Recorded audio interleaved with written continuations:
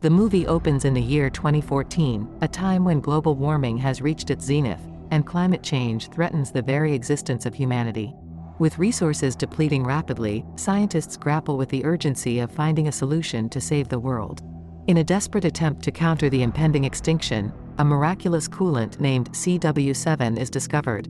The authorities in 79 countries swiftly decided to release CW7 into the atmosphere, hoping to restore the world to its natural balance. However, the outcome is beyond anyone's imagination. Instead of halting global warming, CW7 plunges the planet into extreme cold, ushering in a new ice age. In less than a week, the majority of human beings succumb to the freezing temperatures.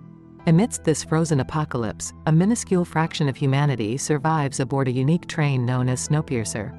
Crafted by the railway specialist Wilford, this train is powered by a perpetual motion engine that defies the extreme cold. The train, on an endless journey around the world, becomes the last bastion of human existence. To prevent the train from freezing, its heating system operates only when it is in continuous motion. The railway track, a patchwork of interconnected tracks from around the world, forms a never-ending loop. This unique design allows the train to complete a full circle in precisely 1 year, serving as the new measure of time in this frozen world. 17 years have passed since the inception of Snowpiercer in 2031, a time when the train perpetually hurtles forward, never ceasing its motion. Within the confines of this self-sustaining world, the remnants of humanity are segregated into 3 distinct classes, each grappling with its struggles for survival. At the helm of this microcosm is Wilford, the visionary behind the perpetual motion engine and the undisputed leader of the human population. Rumored to reside above the engine storage, Wilford enjoys a life of opulence, possessing an entire room for himself. Following him are the elites, a select 1% of the population residing in the frontal compartments. They bask in the lap of luxury, indulging in bars, upscale restaurants, salons, hospitals, and even schools for their privileged children. Next in line are the inhabitants of the middle compartment, laborers toiling for the first-class denizens. While they lack the same amenities, they harbor the hope of ascending to the coveted first-class status. The lower echelon, relegated to the tiny, windowless compartment at the tail end, consists of freeloaders treated akin to cattle. Struggling for mere survival, they subsist on occasional black bars of gluten, clinging to the mantra that at least they are alive. However, they are denied the privilege of glimpsing sunlight or receiving any resources. For sustenance, the train boasts a built-in greenhouse, providing enough vegetables for the elite classes. Water, essential for survival, is sourced by melting ice in front of the relentless locomotive. In this confined existence, 2 guards venture to the last compartment one afternoon, distributing food in the form of a jelly-like substance called the protein bar. Intriguingly, they seek a violinist among the downtrodden population, hinting at the stark class-based entertainment. Within the confined world of Snowpiercer, the struggle for survival intensifies as the stark class divisions become increasingly pronounced. An elderly couple, facing an agonizing choice, steps forward, realizing that only one of them can ascend to a marginally better life. When the couple refuses to part ways, the guards resort to force, pushing the old woman and forcibly dragging her husband away, showcasing the brutality inherent in their segregated existence. At the helm of the freeloaders, Curtis and Edgar, 2 determined young men, strive to make a difference in their community. Despite their efforts, substantive change remains elusive. Daily, they receive a solitary capsule containing a message ranging from blueprints of the train to motivational quotes, the origin of which remains an enigma. In a surprising twist, the capsule reveals the name of Nam, the designer of the train, currently held as a prisoner in the prison compartment. The freeloaders, resilient despite 2 failed protests resulting in casualties, are led by Curtis and Edgar. Despite their setbacks, their spirit to fight for equal rights remains unwavering. Curtis, fueled by the belief that the mysterious capsule sender is an ally, dedicates himself to unraveling the truth. Over the past 17 years, he and Edgar have been planning their next move, rallying others to join their cause. Among the freeloaders is Gilliam, an elderly amputee missing an arm and a leg, yet steadfast in his determination to improve their collective plight. Gilliam, the spiritual leader of the group, holds the disparate community together, providing strength and guidance. In the frigid confines of Snowpiercer, Curtis, the leader of the freeloaders, seeks guidance from Gilliam upon receiving a cryptic message suggesting a meeting with the elusive designer, Nam. However, their conversation is abruptly interrupted as guards storm into the compartment, measuring the height of every child. The tension heightens when two kids, Timmy and Andy, are forcefully taken away, prompting desperate pleas from Timmy's mother. A man named Andrew, unable to bear the injustice, defiantly throws his shoe at the guards, invoking their wrath. Enter Minister Mason, the enigmatic figure responsible for maintaining order on the train. As the sole representative of the first class ever seen by the freeloaders, Mason wields power with an iron fist. In a brutal display of authority, she punishes Andrew by forcing him to keep his hand outside the train for 7 minutes. When he retrieves it, the hand is frozen, and the guards, with callous precision, amputate it, leaving Andrew in excruciating pain. Mason, unyielding in her stance, uses this gruesome act to reinforce the subservient status of the freeloaders, likening them to shoes meant to remain at the bottom. The freeloaders, seething with anger, reach a tipping point. Fueled by a collective resolve to end the perpetual injustice, they embark on an elaborate plan to retaliate against the guards. Rumors circulate that the guards may be armed with empty guns, as they supposedly ran out of bullets during the previous protest. Curtis takes it upon himself to verify this rumor, setting in motion a daring experiment. The next day, as the compartment door opens for the daily delivery of food, Curtis confronts the man responsible, pointing the gun at himself. The gun, as anticipated, turns out to be empty. A signal for the freeloaders to launch their planned attack, marking a pivotal moment in their struggle against the oppressive forces controlling their fate. The daring plan unfolds successfully as Curtis and the freeloaders breach the prison section of the train. In this forbidden domain, Curtis finally meets the elusive designer, Nam, whose name is revealed in the cryptic messages. Nam, accompanied by his daughter Yona, reveals their addiction to a substance called crenal. The group faces a critical decision. Curtis agrees to provide them with enough crenal in exchange for their alliance, and Nam and Yona join the freeloader community.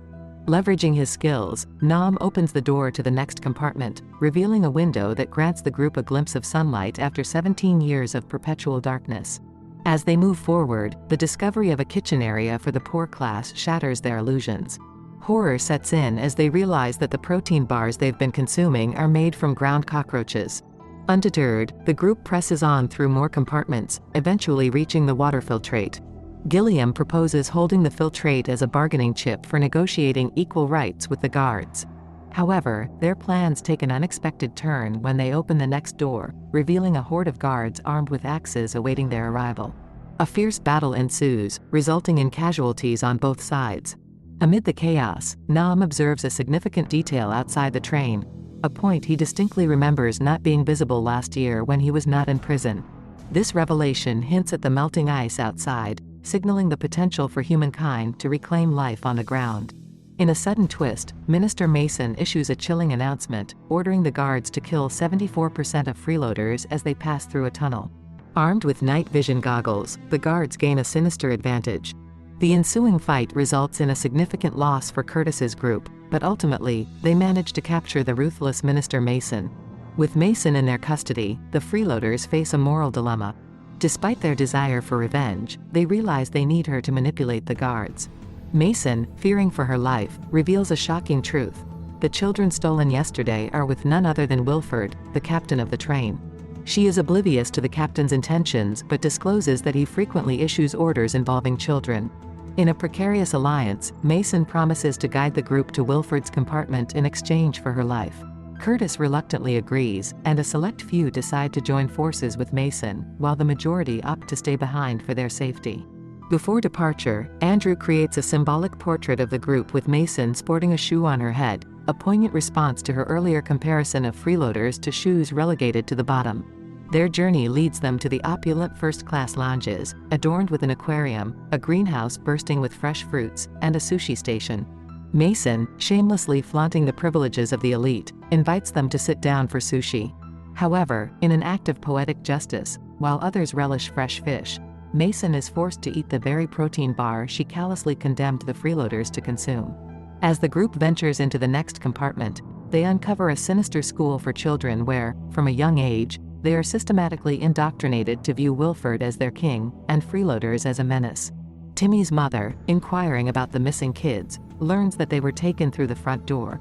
Simultaneously, the train passes a somber landmark, a site displaying the frozen bodies of 7 explorers who had jumped off the train in a futile attempt to survive on the desolate land. Back in the freeloaders' compartment, anticipation builds for the returning group. Surprisingly, a man with a cart full of eggs approaches them, shattering their belief that all forms of Earth's animals are extinct. He dismisses the notion as a rumor, much like the myth of empty guns. However, the mood turns dark when he reveals the truth and opens fire on them. In the children's classroom, the teacher follows suit, shooting Andrew before Curtis retaliates, killing her. The classroom's monitor broadcasts the chilling CCTV footage from the last compartment, where a guard brings Gilliam in front of the camera and coldly shoots him dead.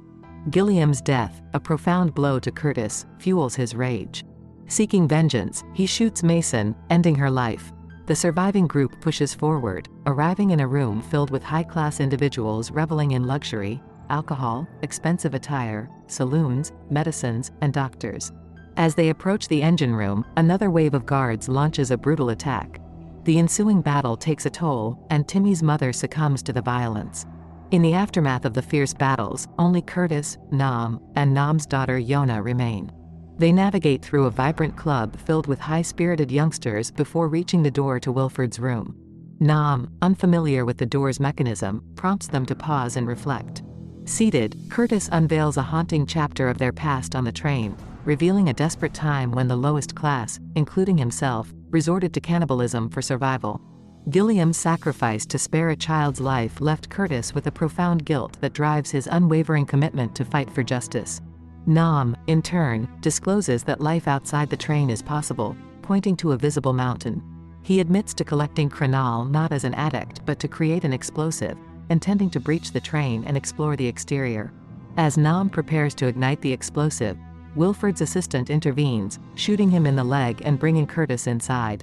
Face to face with the aging Wilford, Curtis learns a shocking truth. Wilford orchestrated the capsule messages to incite riots periodically, ensuring control over the population.